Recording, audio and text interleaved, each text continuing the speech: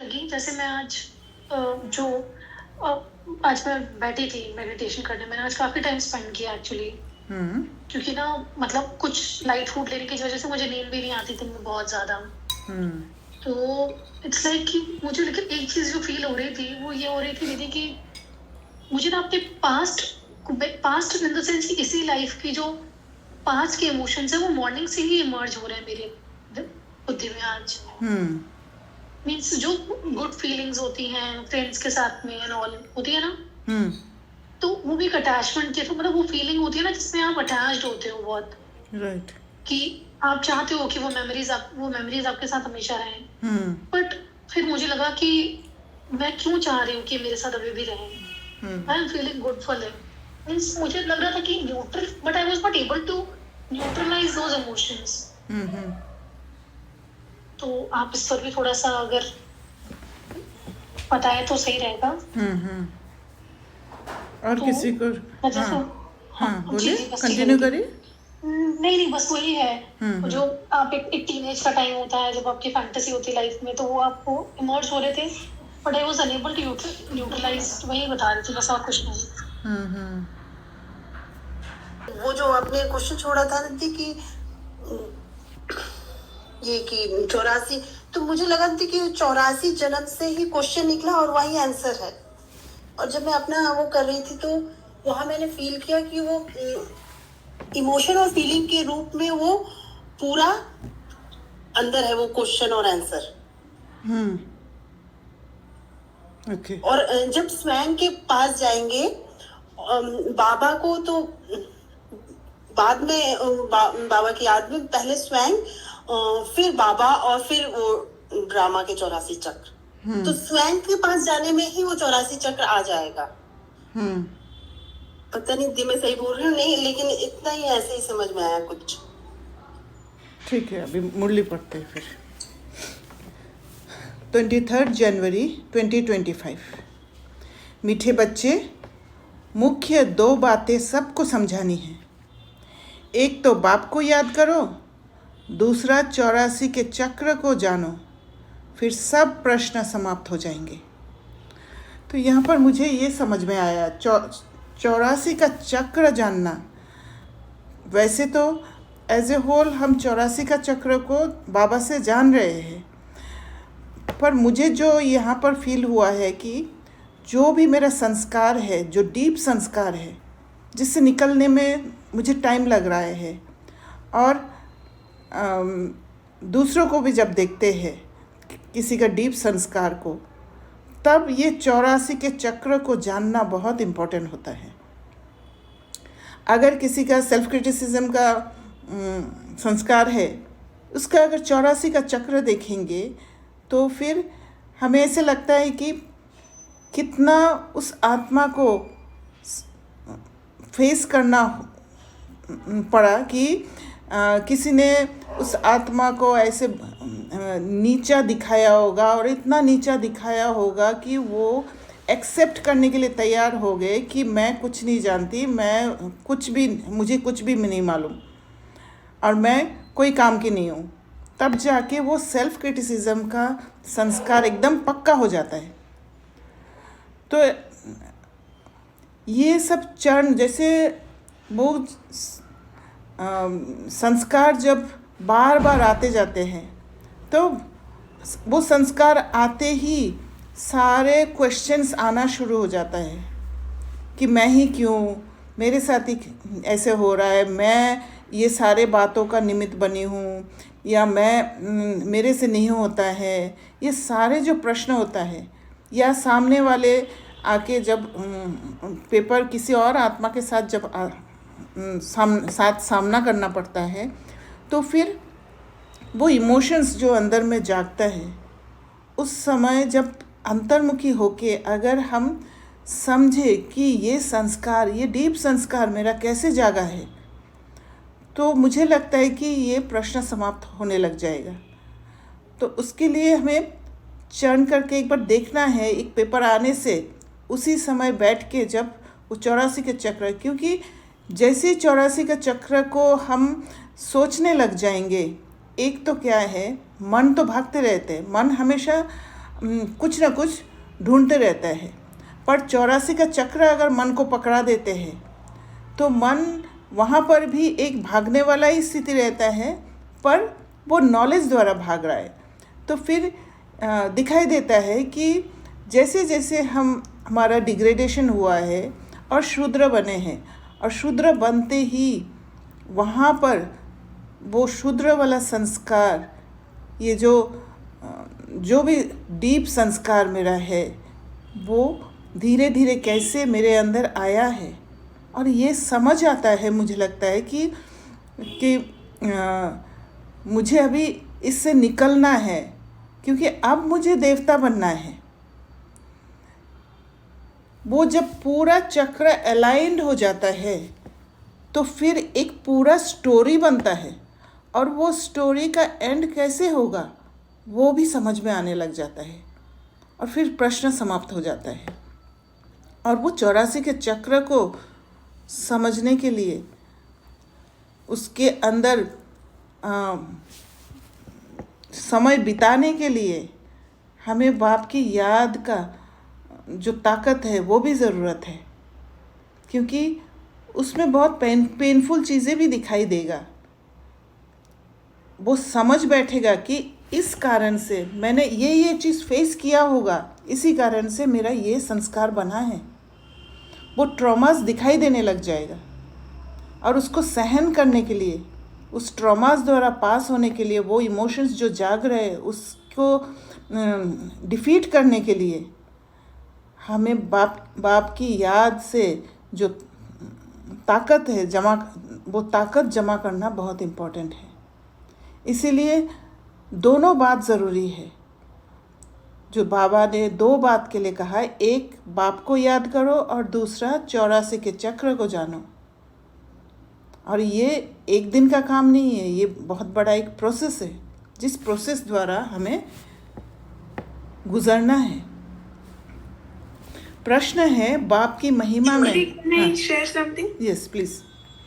I had a realization. I was thinking about it. जैसे कि अभी 2-3 दिन से क्या हो रहा है, मेरा जो सेल्फ क्रिटिसिज्म का जो संस्कार था, I don't know why, but after coming from Abu, I'm not having any kind of judgment for my own self. That's nice. ठीक है, मतलब मैं अगर YouTube भी देख रही हूँ तो I'm not criticizing, and but not criticizing and accepting that part of myself, मेरा YouTube देखना कम हो गया।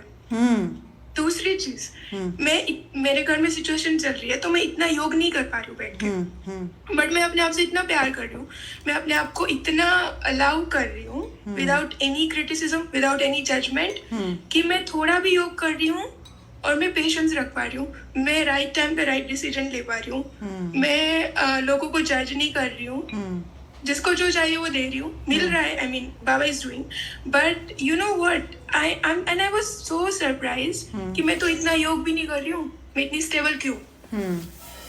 मैंने ना आबू में इतना योग किया, but the thing is I observe कि मैं अपने आप को बिल्कुल हार्श नहीं हूँ अपने ऊपर, मैं अपने आप को इतना लाइट कर दिया है कि just do what you can, and not being very strict and harsh and you know always judging yourself. वो हर्ट हो जाता है ना, हर्ट योग हो जाता है। यस, और उसमें इतना एनर्जी चला जाता है कि आप भले 4 घंटा बैठ के योग करोगे और 1 घंटा क्रिटिसाइज कर लिया, वो सारा खत्म हो जाएगा। Right, I have seen this. अपने को फ्री छोड़ना बहुत इम्पोर्टेंट है। And you know what, ये सारे criticisms is always based on the public, how Yes. they have seen us. Yes.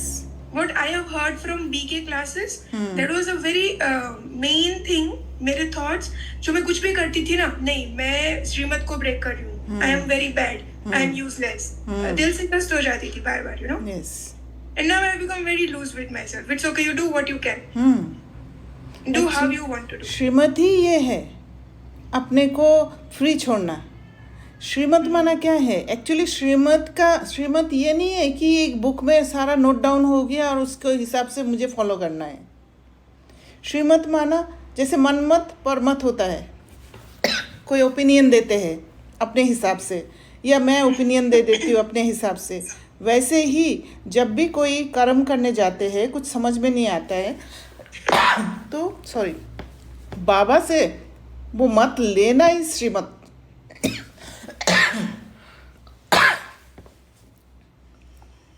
Yes. Sorry. और ये श्रीमत का मीनिंग को जब हम जानते हैं तो एक लाइटनेस का फीलिंग आ जाता है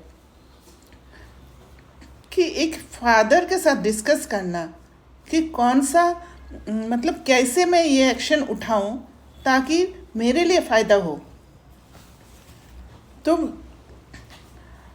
बाबा फिर गाइड करते हैं। जब हम शांत होकर बाबा से कनेक्ट होते हैं तब हमें वो श्रीमत मिलता है। और बाबा कभी भी हट करके, जैसे कभी ऐसे भी होता है नुमाशाम योग आप 6 बजे शुरू करते हो, 7 बजे तक करके फिर आपको लगता है कि अब और नहीं करना है, पर एक अंदर में एक हट आता है कि ये 7:30 तक नुमाशाम योग है, ये करना ही है, ऐसे आता है। नहीं, फोर्स नहीं करना है। और फिर परेशान होने लग जाते हैं। अगर नहीं हो रहा है ठीक है, 7 बजे तक किया, कोई प्रॉब्लम नहीं है। फिर थोड़ी देर रिलैक्स करके फिर जब मन करे फिर से जुड़ो। तो जितना मन को हम बांधते हैं ना उतना हमारे लिए बहुत डिफ़िकल्ट हो जाता है। यस, एक्चुअली मैंने जो पहले किया था, मैंने 7 दिन अपने आप को फोर्स करके बिठाया कि you have to do pushup, you have to do, और उसका रिजल्ट ये आया कि मेरा मन बिल्कुल ऑपोजिट एक्सट्रीम में चला गया जिसको मैं कंट्रोल नहीं कर पाई। करेक्ट। तो अगर मैं उसके साथ जबरदस्ती करूंगी तो फिर वो मेरे कंट्रोल में नहीं आने वाला है। ये नहीं हो सकता। मतलब you have to be very loving with your mind, yes, very easy with your mind. I have learn this. तो प्रश्न है, बाप की महिमा में कौन से शब्द आते हैं जो श्री कृष्ण की महिमा में नहीं? उत्तर, वृक्षपति एक बाप है और वृक्षपति का अर्थ है जो कल्प वृक्ष है, जो ह्यूमैनिटी का जो वृक्ष है, वो वृक्ष का पति है, प्रोटेक्टर है। ही प्रोटेक्ट्स अस। ज्ञान द्वारा प्रोटेक्शन कर रहे हैं हमारा परसेप्शन को चेंज करके। श्री कृष्ण को वृक्षपति नहीं कहेंगे। पिताओं का पिता व पतियों का पति एक निराकार को कहा जाता, श्री कृष्ण को नहीं।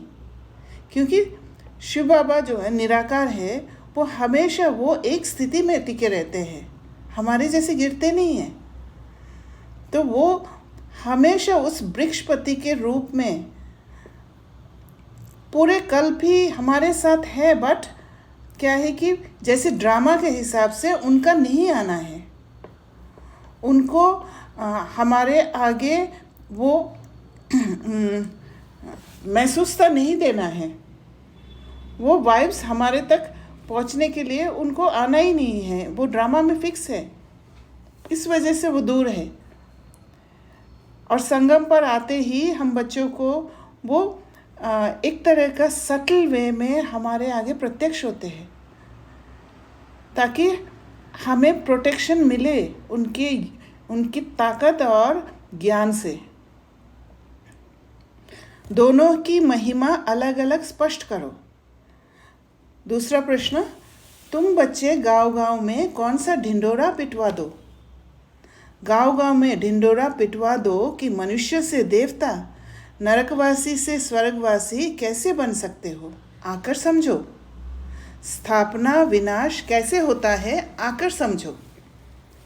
गीत है, तुम ही हो माता पिता तुम ही हो। ओम शांति। इस गीत के पिछाड़ी की जो लाइन आती है, तुम ही नैया तुम ही खिवैया, ये रॉन्ग है। जैसे आपे ही पूज्य आपे ही पुजारी कहते हैं, ये भी वैसे हो जाता है। ज्ञान की चमक वाले जो होंगे वे झट गीत को बंद कर देंगे। वो सेंसिबल होते हैं, जो ज्ञान की चमक वाले होते हैं वो सेंसिबल होते हैं, क्योंकि बाप की इंसल्ट हो जाती है। बाबा को जानते हैं, बाबा के साथ संबंध जुड़ा है, तो फिर वो इंसल्ट सहन नहीं कर पाते हैं। अभी तुम बच्चों को तो नॉलेज मिली है, दूसरे मनुष्य को ये नॉलेज होती नहीं है। तुमको भी अभी ही मिलती है, फिर कभी होती ही नहीं। गीता के भगवान की नॉलेज पुरुषोत्तम बनने की मिलती है। इतना समझते हैं, एलिवेट करने के लिए मिलता है, परंतु कब मिलती है, कैसे मिलती है, ये भूल गए हैं। गीता है ही धर्म स्थापना का शास्त्र, और कोई शास्त्र धर्म स्थापन अर्थ नहीं होते हैं। शास्त्र अक्षर भी भारत में ही काम आता है। सर्वशास्त्रमय शिरोमणि है ही गीता। तो गीता वो फाउंडेशन है, वो ओरिजिन है जिससे सारे शास्त्र निकले हुए हैं। बाकी वह सब धर्म तो है ही पीछे आने वाले, उनको शिरोमणि नहीं कहेंगे। बच्चे जानते हैं वृक्षपति एक ही बाप है, वह हमारा बाप है, पति भी है, तो सबका पिता भी है। तो इस बात से ये समझ में आता है कि बाबा हमें ये नहीं समझना है कि जो हमारा पिता है वही सब कुछ है, लौकिक जो पिता है या पति है वही सब कुछ है। नहीं, उनके ऊपर पतियों का पति, पिताओं का पिता है, जिनका श्रीमत को लेकर हम कोई भी करेजियस स्टेप को उठा सकते हैं। उनको पतियों का पति, पिताओं का पिता कहा जाता है। ये महिमा एक निराकार की गाई जाती है, श्री कृष्ण की और निराकार बाप के महिमा की भेंट की जाती है। श्री कृष्ण तो है ही नई दुनिया का प्रिंस, वह फिर पुरानी दुनिया में संगम युग पर राजयोग कैसे सिखलाएंगे। अब बच्चे समझते हैं हमको भगवान पढ़ा रहे हैं, तुम पढ़कर ये देवी देवता बनते हो। पीछे फिर ये ज्ञान चलता नहीं, प्रायलोप हो जाता है। बाकी आटे में लून यानी चित्र जाकर बचते हैं। तो ये जो भिन्न भिन्न चित्र, भक्ति मार्ग के चित्र है, वो चित्र बचते हैं। वास्तव में कोई का चित्र यथार्थ तो है नहीं। पहले क्योंकि हर एक चित्र में अलग अलग चीज़ है। गणेश का सिर पे हाथी का सिर लगा दिया, फिर हनुमान को भी देवता बना दिया, तो ये चित्र यथार्थ नहीं है। पहले बाप का परिचय मिल जाएगा तो तुम कहेंगे ये तो भगवान समझाते हैं, क्योंकि बाबा का परिचय मिलना बहुत इम्पोर्टेंट है। और बाबा का परिचय मिलना ये नहीं है कि खाली बाबा का परिचय मुख से दे दिया और हो गया। उसके लिए आपको वो जो विधि है उसको अपनाना होगा और उसको अच्छी तरह समझ कर देना होगा, जिससे वो आत्मा तैयार हो जाए बाबा को समझने के लिए। तो इसमें एक बार क्या हुआ, एक बीएड कॉलेज में मुझे किसी ने बताया था कमेंट्री करने के लिए। तो मेरे अंदर से आया है कि कमेंट्री ऐसे, मुझे ये नहीं बताया गया है कि कमेंट्री किस हिसाब से करना है या कुछ। तो मुझे आया है कि सबसे पहले उनका सेल्फ कनेक्शन होना बहुत ज़रूरी है। तो मैं सेल्फ कनेक्शन के हिसाब से मैंने कमेंट्री कराया था।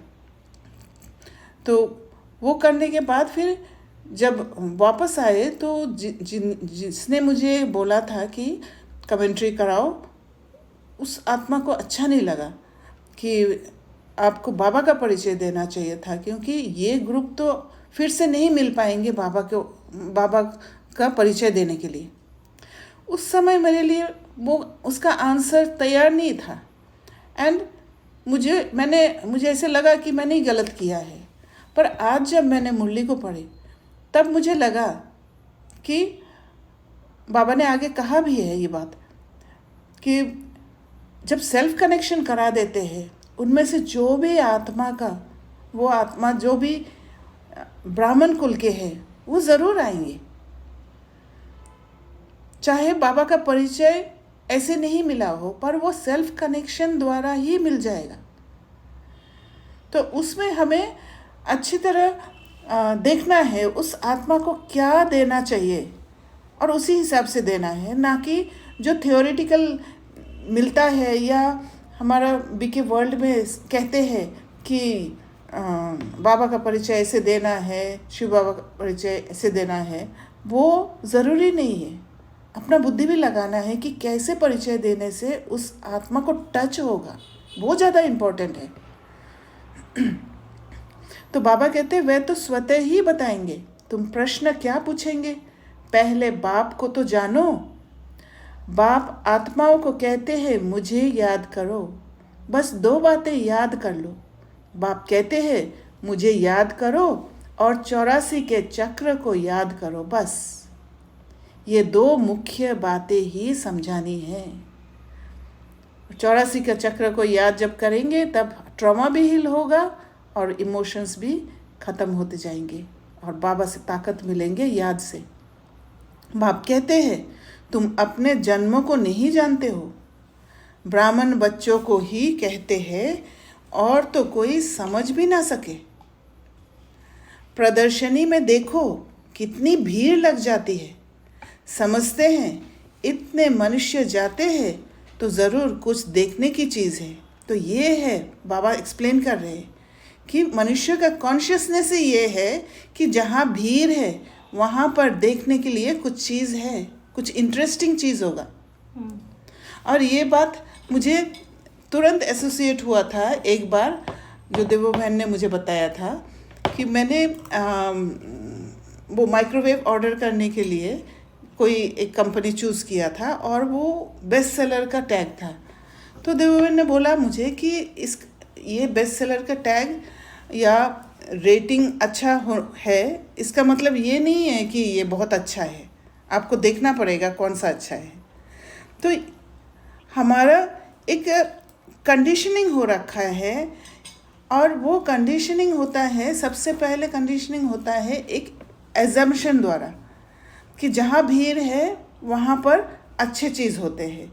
जिस दुकान में बहुत ज़्यादा भीड़ होता है हमें लगता है कि हाँ उस दुकान का क्वालिटी अच्छा होगा, और फिर ये कंडीशनिंग, ये एजम्पशन होने के बाद ये ओपिनियन में बदलता है फिर, और फिर ओपिनियन से जाके वो कंडीशनिंग हो जाता है।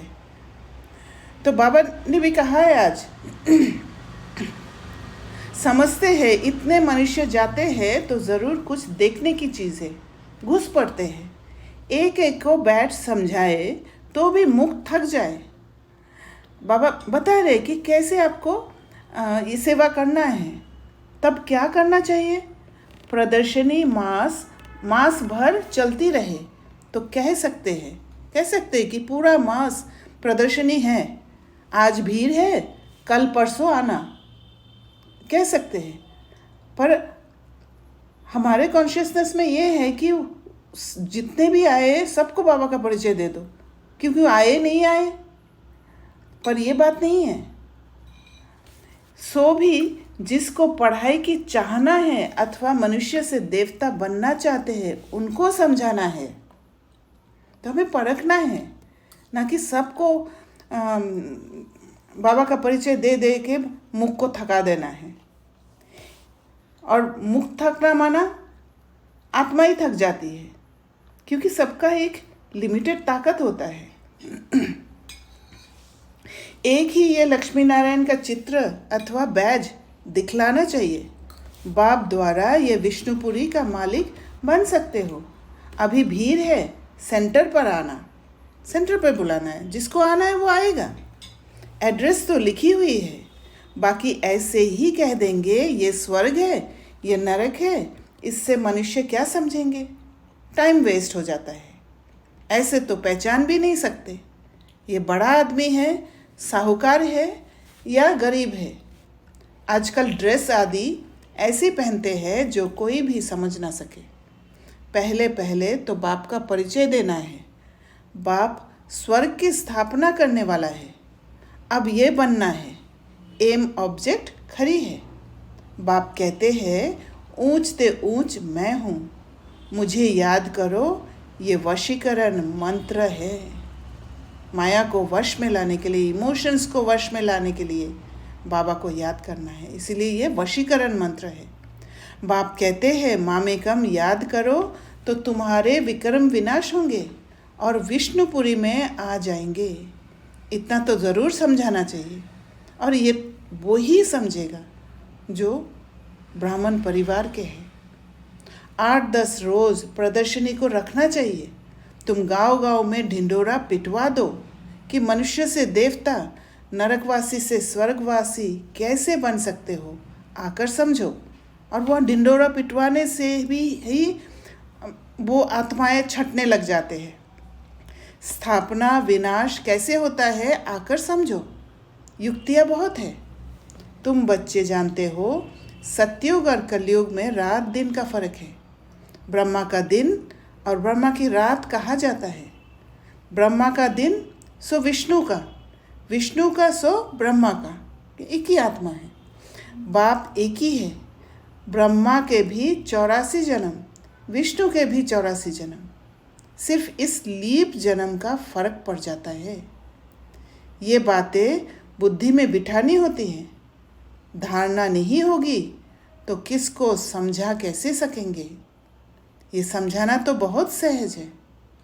सिर्फ लक्ष्मी नारायण के चित्र के आगे ही ये पॉइंट्स सुनाओ।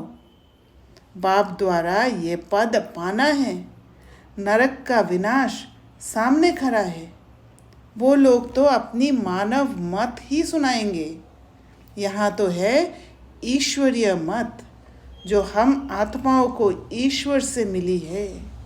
तो ये बात अपनी बुद्धि में अच्छी तरह बिठाना है कि ये ईश्वरीय मत है, और अपने इम्पोर्टेंस को समझना है कि ईश्वर हमें मत दे रहे, ईश्वर से हमें मत मिल रहा है, जो दुनिया के लिए असंभव बात है। कितना इम्पोर्टेंट है हम। निराकार आत्माओं को निराकार परमात्मा की मत मिलती है, बाकी सब है मानव मत। रात दिन का फर्क है ना। सन्यासी, उदासी आदि कोई भी तो दे ना सके। ईश्वरीय मत एक ही बार मिलती है। जब ईश्वर आते हैं तो उनकी मत से हम ये बनते हैं। वह आते ही है देवी देवता धर्म की स्थापना करने। ये भी पॉइंट्स धारण करनी चाहिए जो समय पर काम आए। मुख्य बात थोड़े में ही समझाई तो भी काफ़ी है। तीर लग जाए एकदम। और जब खुद समझे हुए होते हैं, जब खुद उस स्वरूप में टिकते हैं, तो फिर वो वाचा सेवा के साथ साथ वो मनसा स्थिति भी होगा, तब जाके वो तीर लग जाएगा और बोलना बहुत कम पड़ेगा। फिर एक लक्ष्मी नारायण के चित्र पर समझाना भी काफ़ी है। ये है एम ऑब्जेक्ट का चित्र। भगवान ने ये नई दुनिया रची है। भगवान ने ही पुरुषोत्तम संगम युग पर इन्हों को पढ़ाया था। इस पुरुषोत्तम युग का किसको पता नहीं है। तो बच्चों को ये सब बातें सुनकर कितना खुश होना चाहिए। तो ये पुरुषोत्तम युग जो गुप्त है, और वो गुप्त जो युग है उसका जो रिकॉर्डिंग है वो ब्राह्मण आत्माओं के अंदर ही होता है। इसीलिए ये सारी बातें गुप्त रहता है।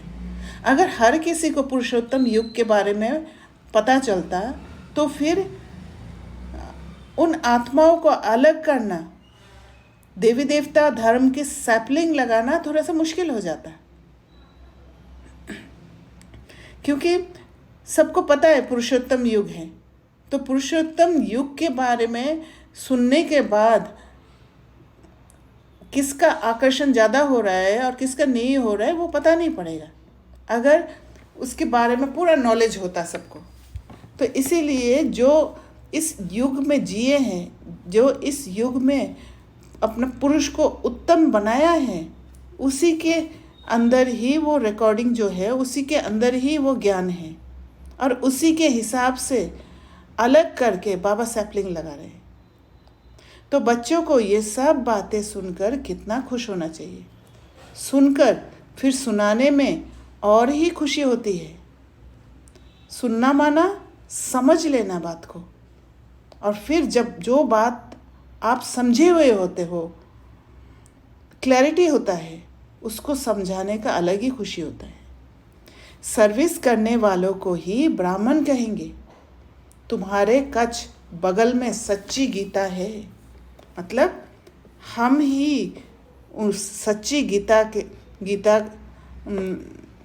हमारे लिए ही सच्ची गीता एक्सेसिबल है। हम इजीली वहाँ तक पहुँच पाते हैं, इसीलिए हमारा कच्छ में बगल में सच्ची गीता है। ब्राह्मणों में भी नंबरवार होते हैं ना। कोई ब्राह्मण तो बहुत नामी ग्रामी होते हैं, बहुत कमाई करते हैं, कोई को तो खाने के लिए भी मुश्किल मिलेगा।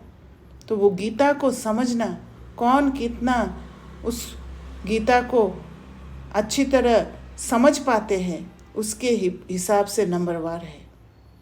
कोई ब्राह्मण तो लखपति होते हैं, बड़ी खुशी से नशे से कहते हैं हम ब्राह्मण कुल के हैं। सच्चे सच्चे ब्राह्मण कुल का तो पता ही नहीं है। ब्राह्मण उत्तम माने जाते हैं, तब ब्राह्मणों को खिलाते हैं। देवता, क्षत्रिय व वैश्य, शूद्र धर्म वालों को कभी खिलाएंगे नहीं, ब्राह्मणों को ही खिलाते हैं। इसलिए बाबा कहते हैं तुम ब्राह्मणों को अच्छी रीति समझाओ। ब्राह्मणों का भी संगठन होता है, उसकी जांच कर चले जाना चाहिए। सेवा के लिए कैसे करना है उसके लिए भी बाबा बता रहे। ब्राह्मणों के पास जाओ जो लौकिक ब्राह्मण हैं। ब्राह्मण तो प्रजापिता ब्रह्मा की संतान होने चाहिए, हम उनकी संतान हैं। तो ब्राह्मणों के लिए सेवा के लिए क्यों बोला है बाबा ने? क्योंकि ब्राह्मणों के कॉन्शियसनेस में वो देवी देवताओं के नज़दीक वाला संबंध द्वापर युग से है। तो उनको जब ये ज्ञान देंगे, उनके हिसाब से जब देंगे, थोड़ा सा एक्सेप्टेंस रहेगा उनके अंदर, और वो एक्सेप्टेंस ही ट्रिगर करेगा अगर वो ब्राह्मण आत्मा है। तो बाबा कहते हैं ब्राह्मण तो प्रजापिता ब्रह्मा की संतान होने चाहिए, हम उनकी संतान हैं। ब्रह्मा किसका बच्चा है वह भी समझाना चाहिए। जांच करनी चाहिए कि कहाँ कहाँ उन्हों के संगठन होते हैं। तुम बहुतों का कल्याण कर सकते हो। वानप्रस्थ स्त्रियों की भी सभाएं होती है, और वानप्रस्थ स्त्री के लिए बोला है जो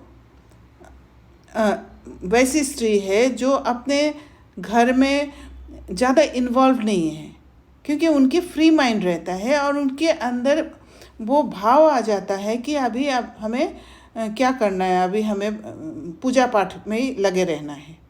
तो उनके अंदर भी वो एक्सेप्टेंस होगा जब हम वो नॉलेज देंगे। बाबा को कोई समाचार थोड़े ही देते हैं कि हम कहाँ कहाँ गए, सारा जंगल भरा हुआ है, तुम जहाँ जाओ शिकार कर आएंगे, प्रजा बना कर आएंगे, राजा भी बना सकते हो। सर्विस तो ढेर है। शाम को 5 बजे छुट्टी मिलती है, लिस्ट में नोट कर देना चाहिए आज यहाँ यहाँ जाना है। बाबा युक्तियाँ तो बहुत बताते हैं, बाप बच्चों से ही बात करते हैं, क्योंकि बच्चे भी अगर कोई समझेंगे भी नहीं। ये पक्का निश्चय चाहिए कि मैं आत्मा हूँ, बाबा परम आत्मा है, हमको सुनाते हैं, धारण हमको करना है। जैसे शास्त्र अध्ययन करते हैं तो फिर संस्कार ले जाते हैं, तो दूसरे जन्म में भी वह संस्कार इमर्ज हो जाते हैं। कहा जाता है संस्कार ले आए हैं। जो बहुत शास्त्र पढ़ते हैं उनको ऑथोरिटी कहा जाता है, उस कला का राजा बन जाते हैं वो। वह अपने को ऑलमाइटी नहीं समझेंगे। ये खेल है जो बाप ही समझाते हैं, नई बात नहीं है। तो ऑलमाइटी एक ही है, बाबा ही है। चाहे वो कैसे भी कला सीख लिया हो, कला का मास्टर बन सकते हैं, पर ऑलमाइटी नहीं बन सकते हैं। ड्रामा बना हुआ है जो समझने का है। मनुष्य ये नहीं समझते कि पुरानी दुनिया है। बाप कहते हैं मैं आ गया हूँ, महाभारत लड़ाई सामने खड़ी है। मनुष्य अज्ञान अंधेरे में सोए पड़े हैं। अज्ञान भक्ति को कहा जाता है, कि वहाँ भक्त बन जाते हैं। किसी ने कुछ कहा, उसको फॉलो कर लिया, उसको कहते हैं अज्ञान। उसमें ज्ञान नहीं है, उसको एनालाइज करने का ताकत नहीं है। ज्ञान का सागर तो बाप ही है। जो बहुत भक्ति करते हैं वे भक्ति के सागर है। भक्त माला भी है ना, भक्त माला के भी नाम इकट्ठे करने चाहिए। भक्त माला द्वापर से कलयुग तक ही होगी। बच्चों को बहुत खुशी रहनी चाहिए। बहुत खुशी उनको होगी जो सारा दिन सर्विस करते रहेंगे, और सर्विस के तरीका भिन्न भिन्न होता है। अब उस समय ये सर्विस की बहुत ज़रूरी था कि जगह जगह जाके परिचय दो, जगह जगह जाके। अब सर्विस सबसे ज़्यादा ब्राह्मण आत्माओं को करना ज़रूरी है, जो अपना स्टेबिलिटी को मेंटेन करके, वो जो बाबा कंबाइंड स्टेट के लिए कहते हैं। कंबाइंड स्टेट माना, आज मुझे एक समझ में आया कि बाबा जो कंबाइंड स्टेट कहते हैं, बाबा के फ्रीक्वेंसी और मेरा फ्रीक्वेंसी जब मैच हो जाता है तब हम कंबाइंड हो जाते हैं, और कंबाइंड होके फिर बाबा के जैसे मैं एनर्जी, अपना एनर्जी वैसे फैलाते जाती हूँ, और वो ऑरा बनाती हूँ। जिस ऑरा के अंदर वो आत्माएं जब आती है, मेरे नज़दीक आती है, तो फिर उस आत्मा को जो भी दुविधा है या जो भी रावण के संस्कार है, उससे मुक्त होने में मदद मिलता है। तो जैसे भक्त है, भक्ति में क्या होता है? भक्ति में कोई ना किसी को फॉलो करते हैं बस। वहाँ पर ज्ञान का कुछ भी नहीं होता है, ज्ञान का ग भी नहीं होता है। इसीलिए वो भक्त जिसको फॉलो करते हैं उसको बार बार बदलते रहते हैं, क्योंकि एक बार जैसे फॉलो कर लिया, उसमें रिजल्ट नहीं मिला, फिर दूसरे के पास चले जाते हैं, वो भटकन हो जाता है। इसलिए पर जहाँ ज्ञान को यूज़ करते हैं वहाँ पर बुद्धि को एक अंडरस्टैंडिंग मिलता है, और वो अंडरस्टैंडिंग मिलने के कारण एक जगह पर टिकता है, वहाँ पर भटकन नहीं होता है। इसीलिए मन भी फिर बुद्धि के काबू में आ जाता है। तो बाबा कहते हैं बच्चों को बहुत खुशी रहनी चाहिए। बहुत खुशी उनको होगी जो सारा दिन सर्विस करते रहेंगे। बाबा ने समझाया है, क्योंकि जितना आप सर्विस करेंगे, सर्विस करने के लिए उतना आप चर्निंग भी करेंगे, उतना आप ट्रॉमा को हील भी करेंगे, और इमोशंस को भी ख़त्म करते जाएंगे। इमोशंस को फेस करके अपने शक्तियों को बढ़ाएंगे। बाबा ने समझाया है माला तो बहुत लंबी होती है, हज़ारों की संख्या में, जिसको कोई कहाँ से खींचते हैं। कुछ तो होगा ना जो इतनी बड़ी माला बनाई है। मुख से राम राम कहते रहते हैं, ये भी पूछना पड़े किसको राम राम कह याद करते हो। तुम कहाँ भी सत्संग आदि में जाकर मिक्स हो बैठ सकते हो। हनुमान का मिसाल है ना, जहाँ सत्संग होता था वहाँ जुतियों में जाकर बैठता था। तुमको भी चांस लेना चाहिए। तुम बहुत सर्विस कर सकते हो। सर्विस में सफलता तब होगी जब ज्ञान की पॉइंट्स बुद्धि में होगी, ज्ञान में मस्त होंगे। और ज्ञान की पॉइंट्स बुद्धि में होना माना समझे हुए पॉइंट्स होना चाहिए, ना कि सिर्फ रट लेना है। सर्विस की अनेक युक्तियाँ हैं। रामायण, भागवत आदि की भी बहुत बातें हैं जिस पर तुम दृष्टि दे सकते हो। खुद समझे हुए जब होते हैं तब किसी को देते समय एक पौष्टिक भोजन के हिसाब से दे सकते हैं, और फिर वो भोजन ग्रहण होगा बुद्धि में। सिर्फ अंधश्रद्धा से बैठ सत्संग थोड़ी ही करना है। बोलो हम तो आपका कल्याण करना चाहते हैं। वह भक्ति बिल्कुल अलग है, ये ज्ञान अलग है।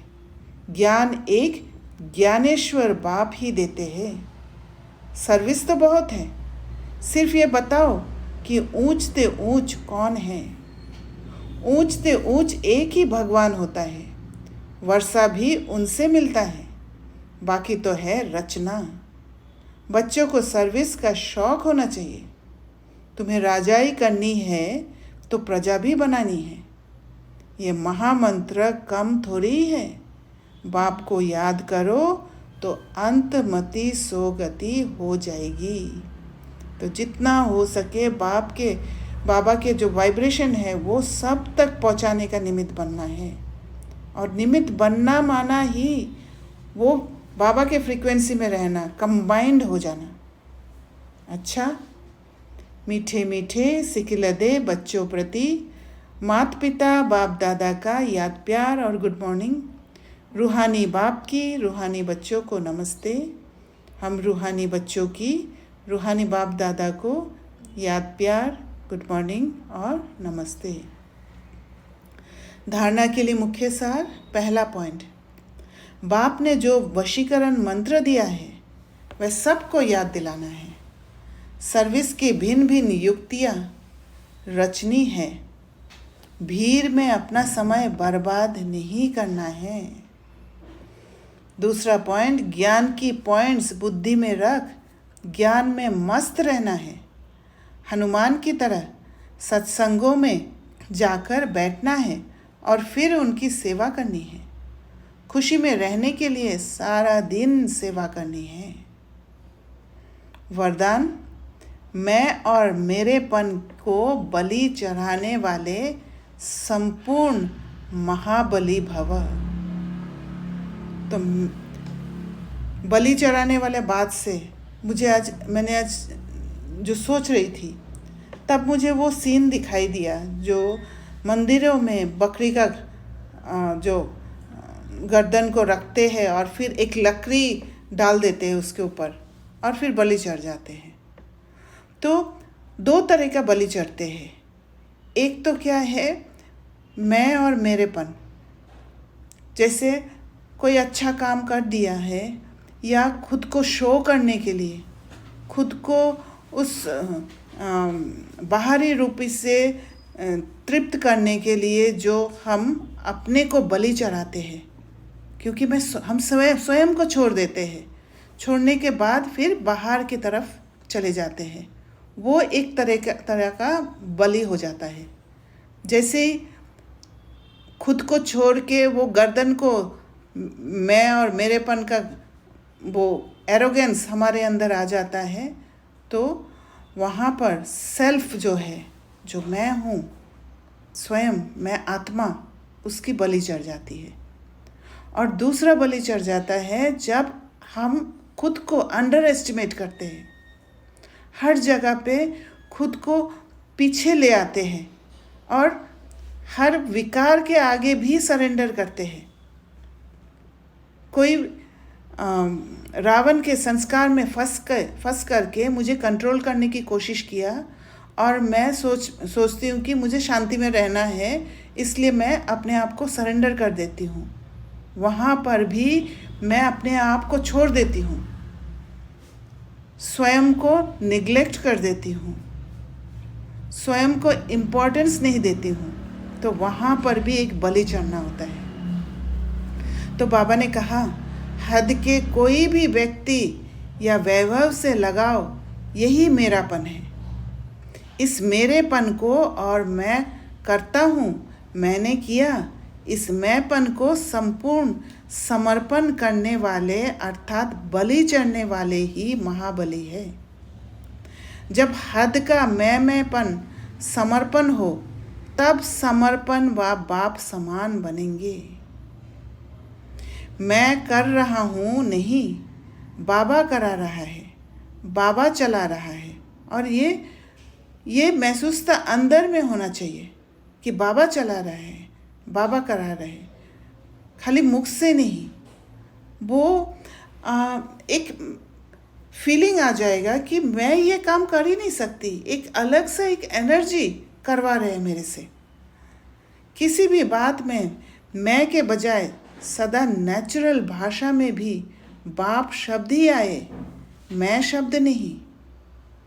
क्योंकि वहाँ एक बार अगर एरोगेंस आ जाता है, अगर ऐसे महसूस होता है कि मैंने ही किया है, तो मैं स्वयं को छोड़ देने के कारण फिर भटक जाते हैं और उस भटकन में ज्ञान योग सब कुछ छूट जाता है।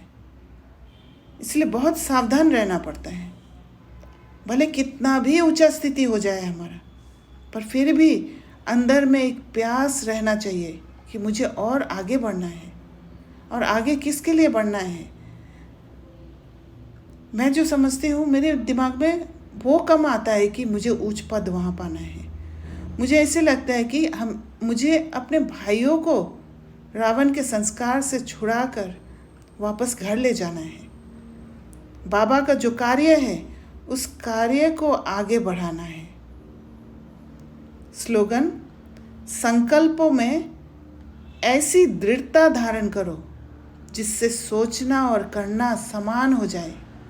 अगर हमारा सोचना और करना समान नहीं हो रहा है तो हमें देखना है किस कारण से मैं हलचल में हूँ, क्योंकि जहाँ हलचल होगा वहाँ सोच हलचल के हिसाब से होगा। इसीलिए सोचना और करना अलग हो जाता है। इसलिए जब भी कोई डिसीजन लेना होता है, मुझे लगता है कि जब तक मैं स्टेबल नहीं होती हूँ तब तक मुझे कोई डिसीजन नहीं लेना है। एक धैर्य तक अंदर में रखना है और वो बहुत काम करता है। अपनी शक्तिशाली मनसा द्वारा सकाश देने की सेवा करो। समय प्रमाण अब मनसा और वाचा की इकट्ठा सेवा करो। लेकिन वाचा सेवा सहज है, मनसा में अटेंशन देने की बात है।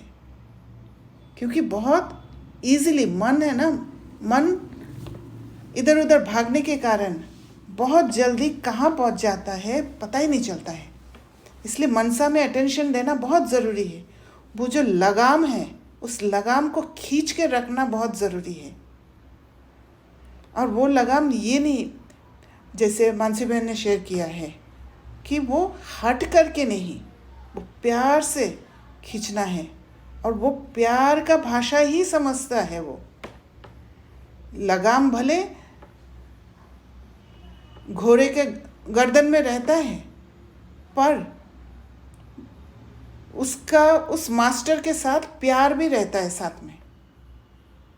तो उस हिसाब से अटेंशन देना है। इसलिए सर्व आत्माओं के प्रति मनसा में शुभ भावना, शुभ कामना के संकल्प हो। बोल में मधुरता, संतुष्टता, सरलता की नवीनता हो। और बोल में कब आएगा? जब अंदर वो मधुर बातें ही चलेंगे, अंदर वो क्लीन माइंड होगा और अंदर मैं खुद संतुष्ट रहूँगी। खुद को संतुष्ट करने का मेरा पहला प्रायोरिटी होगा। तब वो मधुरता आएगा। और वो मधुरता और संतुष्टता और सरलता, वहाँ कोई कॉम्प्लिकेशन नहीं होगा। क्योंकि मुझे बाहर से अच्छा दिखने की ज़रूरत ही नहीं होगा। जब मैं स्वयं को प्यार करने लग जाऊंगी तब बाहर से किसी से प्यार लेने की ज़रूरत ही नहीं है।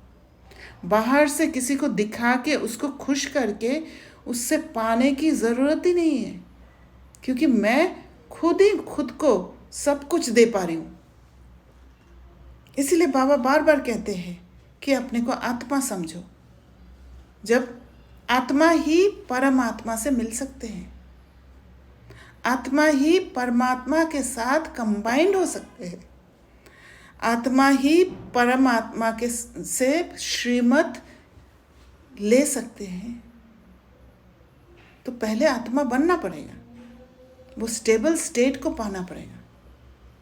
तो बोल में मधुरता, संतुष्टता, सरलता की नवीनता हो तो सहज सफलता मिलती रहेगी। अच्छा, ओम शांति। अभी आप सबको कुछ शेयर करना है तो शेयर करिए।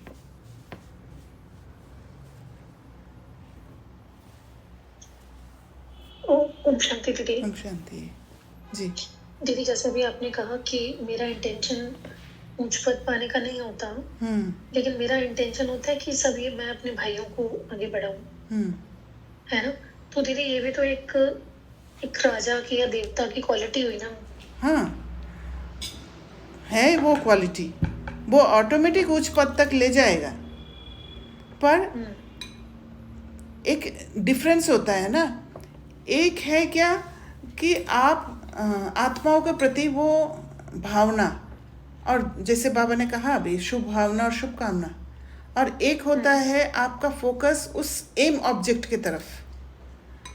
तो मुझे जो लगता है एम ऑब्जेक्ट की तरफ जब हमारा ध्यान रहता है, वो भावना जाग नहीं पाते हैं। ओके, भावना तभी तो जागता है जब संबंध जुड़ता है। तो जब फिर बाबा हाईलाइट कराते हैं कि तुम्हारा लक्ष्य तुम्हारे सामने है, जब बाबा हिस्ट्री हॉल में बैठे रहते तो बोलते थे कि सामने लक्ष्य है, राइट। तो है ना, तो वो क्यों, उनका इंटेंशन फिर क्या होता था ये बोलने की तरफ? वो इसलिए है, वो सब मुझे जो चीजें आ जाती हैं। हाँ, मुझे ये लगता है कि लक्ष्य को देख के लक्षण को हम चेक कर सकते हैं। ओके ओके, तो Fine. हमारा लक्षण Got it. यही है कि आत्माओं से हमारा संबंध क्या है, हमारा व्यवहार क्या है, हमने कितना अपने अंदर इंटेंशन को प्योरीफाई कर पाए हैं। क्योंकि वो रिश्ता चेंज हो रहा है, देह के संबंध वाला रिश्ता से हमारा अभी आत्मिक रिश्ता बन रहा है। तो वो सटल स्टेट में हम जाते हैं। तो सटल स्टेट में जाने के लिए पहले सामने एक ग्रॉस चीज़ रखा है, वो फोटो रखा है और एम ऑब्जेक्ट पॉइंट आउट किया है, तभी ताकि उसके हिसाब से जो परफेक्ट है वो परफेक्ट है, लक्ष्मी नारायण, राइट। और वो परफेक्शन में जाने के लिए हमारा जो लक्षण होगा वो लक्षण बहुत सटल स्टेट होगा। गॉट इट, हाँ, समझ गई थी मैं। जी, थैंक यू। Thank you. दीदी, ओम शांति।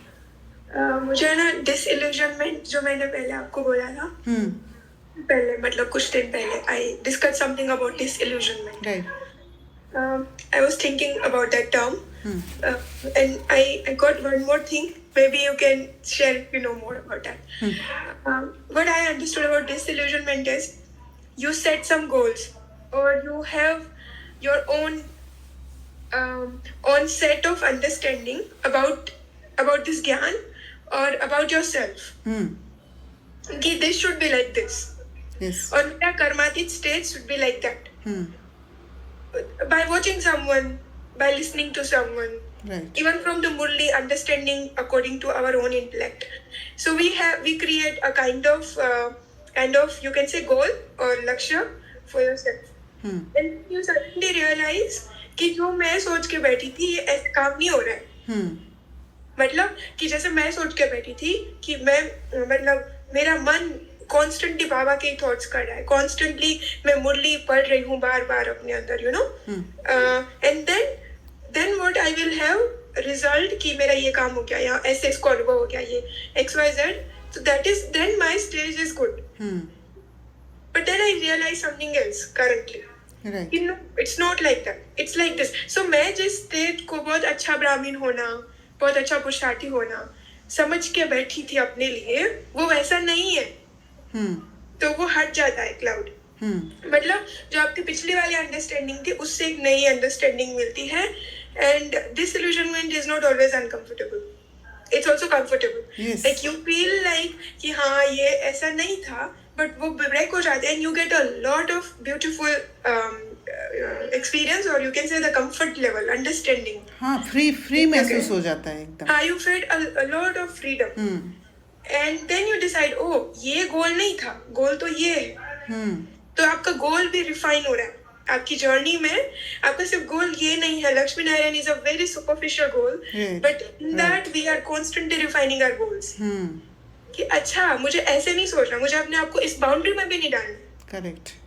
सो यू आर टोटली बेहद, कोई बाउंड्री नहीं है आपके पास। यस। कोई शुड बी, कुड बी, ऐसा होना चाहिए, ऐसा कुछ भी नहीं है। हाँ, क्योंकि एक डिग्री तो हमें प्राप्त करना ही है, इसीलिए वो गोल सेट किया गया है।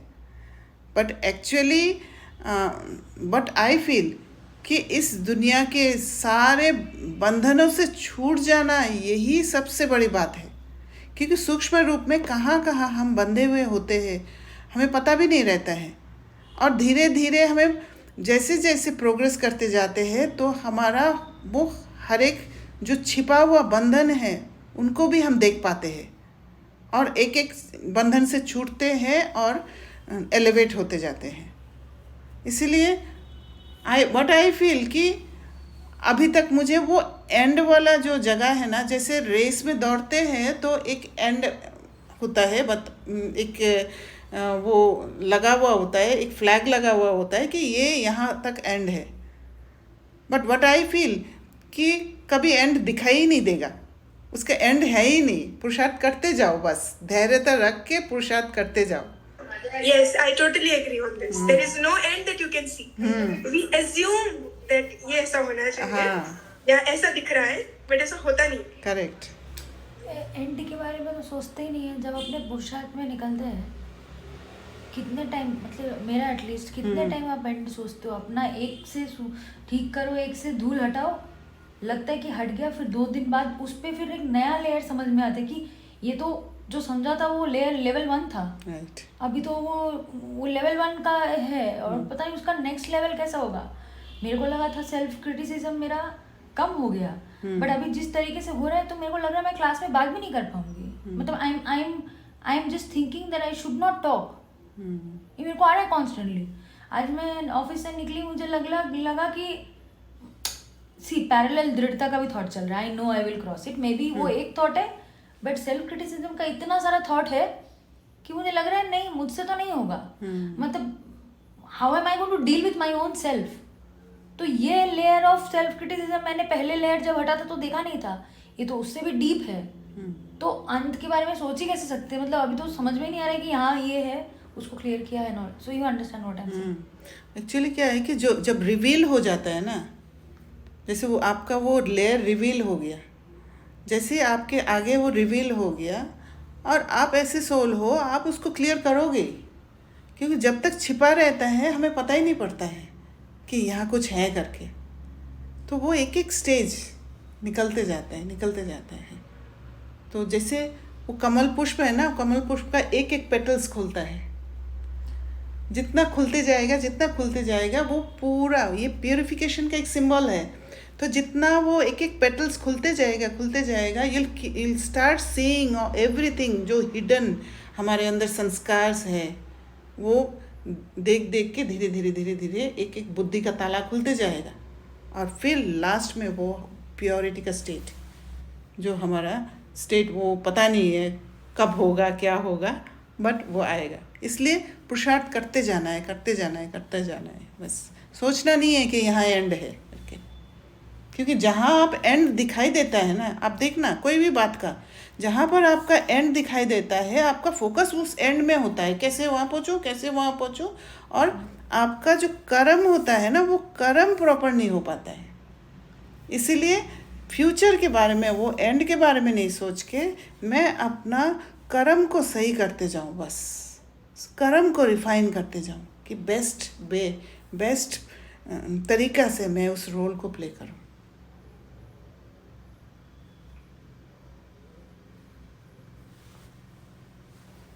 और किसी को कुछ शेयर करना है?